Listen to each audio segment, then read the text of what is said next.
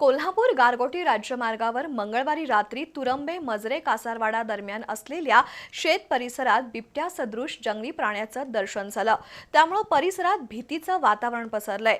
विशेष म्हणजे हा प्रकार रहदारीच्या मार्गाजवळ आणि मानवी वस्ती शेजारी घडल्यानं प्रवासी वर्गासह शेतकरी वर्गातही दहशतीचं वातावरण निर्माण झालंय।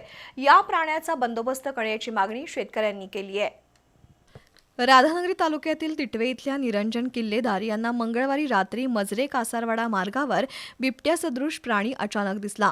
प्रसंगावधान राखत त्यांनी तात्काळ आपल्या मंगल कार्यालयात जाऊन दरवाजा बंद केला, त्यामुळे अनर्थ टळला। ही माहिती पसरताच तुरंबे मजरे कासारवाडा तिटवे गावातील शेतकरी तरुणांनी घटनास्थळी धाव घेतली। यावेळी शेतवडीत बिबट्याचे ठसे आढळल्यानं बिबट्या आल्याच्या संशयाला दुजोरा मिळाला। मानवी वस्तीत जंगली प्राण्यांचा उपद्रव वाढला असल्यानं शेतकरी वर्ग चिंतेत आहे। बिबट्याचा बंदोबस्त करावा अशी मागणी बिद्रीचे माजी संचालक युवराज वारके आणि शेतकऱ्यांनी केली आहे।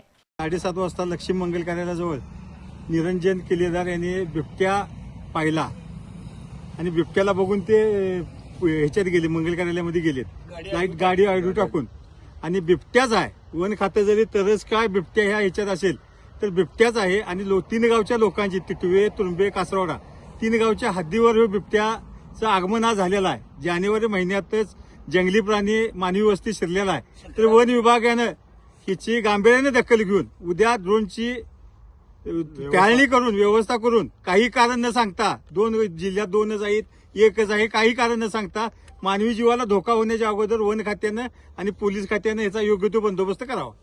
पोलीस प्रशासन आणि वन विभागानं याकडे गांभीर्यानं लक्ष द्यावं, परिसरात गस्त वाढवावी, पिंजरे लावावेत, तसंच जंगली प्राणी मानवी वस्तीवर येऊ नयेत यासाठी तातडीच्या उपाययोजना राबवाव्यात अशी मागणी शेतकरी ग्रामस्थांकडून होत आहे।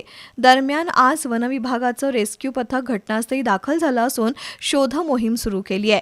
ड्रोनच्या सहाय्यानं त्या प्राण्याचा शोध घेणार असल्याचं वनरक्षक SM कांबळे यांनी सांगितलं।